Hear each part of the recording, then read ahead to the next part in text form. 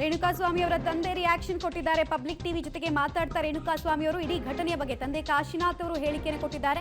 ನನ್ನ ಮಗ ಅಮಾಯಕ ಅಂತ ರೇಣುಕಾಸ್ವಾಮಿ ತಂದೆ ಕಾಶಿನಾಥ್ ಅವರು ಮಾತಾಡ್ತಾ ಹೇಳಿದ್ರು. ಚಿತ್ರದುರ್ಗದ ಮೆಡಿಕಲ್ ಸ್ಟೋರ್ನಲ್ಲಿ ನನ್ನ ಮಗ ಕೆಲಸ ಮಾಡ್ಕೊಂಡಿದ್ದ, ಅಲ್ಲಿ ಅವನ ಪಾಡಿಗೆ ಅವನಾಯ್ತು, ಅವ್ನ ಜೀವನ ಆಯ್ತು ಅಂತ ನಡೆಸ್ತಾ ಇದ್ದ. ಯಾರೋ ಕರೆದ್ರು ಅಂತ ಆತ ಇಲ್ಲಿಗೆ ಬಂದ, ಹೋಗ್ಬೇಕಾದ್ರೆ ಜೀವಂತವಾಗಿದ್ದ ಅಂತೆಲ್ಲ ಪಾಪ ಬಹಳಷ್ಟು ಭಾವುಕರಾಗಿದ್ದಾರೆ ಅವರು.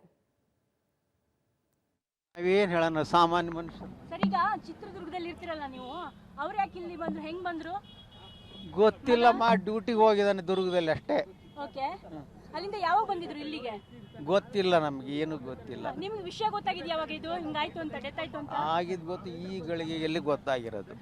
ಈ ಗಳಿಗೆ ಇಲ್ಲಿ ದುರ್ಗ ಬಸ್ ಪೊಲೀಸ್ನವರು ಚಿತ್ತೂರ್ಗೆ ಬರ್ರಿ ಪೇರೆಂಟ್ಸ್ ಅಂತ ಹೇಳಿದ್ರೆ ಅಷ್ಟೇನೆ ಬಂದೀವಿ ಹೋಗ್ಬೇಕಂತಾರೆ. ನಾವೇನು ಹೇಳೋಣ, ಸಾಮಾನ್ಯ ಮನುಷ್ಯರು. ಸರ್, ಈಗ ಚಿತ್ರದುರ್ಗದಲ್ಲಿ ಇರ್ತಿರಲ್ಲ ನೀವು, ಅವ್ರು ಯಾಕೆ ಇಲ್ಲಿ ಬಂದ್ರು, ಹೆಂಗ್ ಬಂದ್ರು ಗೊತ್ತಿಲ್ಲ. ಡ್ಯೂಟಿಗೆ ಹೋಗಿದ್ದಾನೆ ದುರ್ಗದಲ್ಲಿ ಅಷ್ಟೇ. ಓಕೆ, ಅಲ್ಲಿಂದ ಯಾವಾಗ ಬಂದಿದ್ರು ಇಲ್ಲಿಗೆ ಗೊತ್ತಿಲ್ಲ, ನಮ್ಗೆ ಏನು ಗೊತ್ತಿಲ್ಲ. ನಿಮ್ಗೆ ವಿಷಯ ಗೊತ್ತಾಗಿದ್ ಯಾವಾಗ ಇದು ಹಿಂಗಾಯ್ತು ಅಂತ, ಡೆತ್ ಆಯ್ತು ಅಂತ? ಆಗಿದ್ ಗೊತ್ತು ಈ ಗಳಿಗೆ ಎಲ್ಲಿ ಗೊತ್ತಾಗಿರೋದು.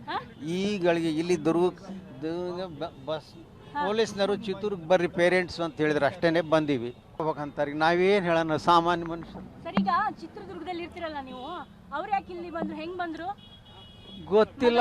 ಡ್ಯೂಟಿಗೆ ಹೋಗಿದ್ದಾನೆ ದುರ್ಗದಲ್ಲಿ ಅಷ್ಟೇ.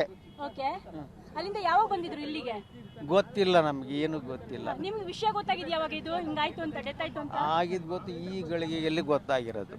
ಈ ಗಳಿಗೆ ಇಲ್ಲಿ ದುರ್ಗ